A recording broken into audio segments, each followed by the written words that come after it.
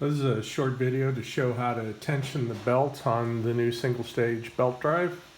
For starters, you want to make sure that these 4 bolts, the pivot bolts at the top, 2 of those, and then the slide adjuster bolt down at the bottom, you want to make sure that both of those on either side are loose.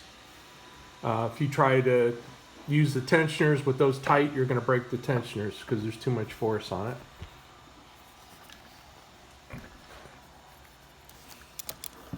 it. So on the belt side, this is the actual tensioner.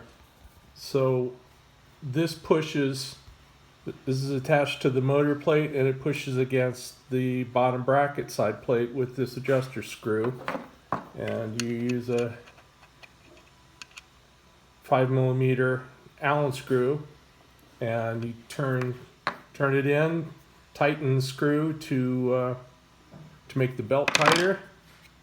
It's too loose now. You want just a little bit of give. It shouldn't be rock hard, but it shouldn't be this loose. So you turn the screw in, and that moves the motor forward rocks it on this pivot. And you can see that there's a slide there that the lower bolt moves in, and that's what tensions the belt. And the other side, this is the tracking adjustment. So this one is basically used to square the drive up and to make sure that the belt runs true.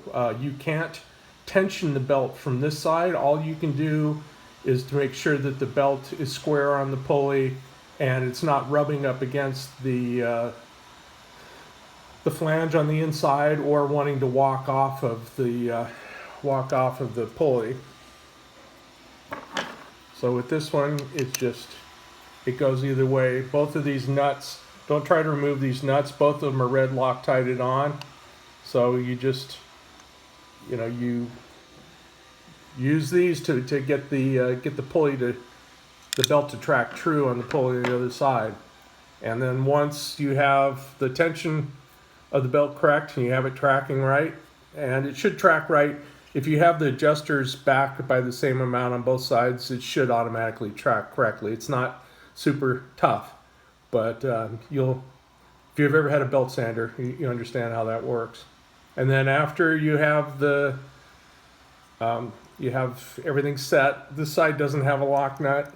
This side does have a lock nut, and you want to run this lock nut down onto the adjuster nut there, and that'll help hold that in place. You can see this is reinforced to take the load. The other side doesn't need to be reinforced.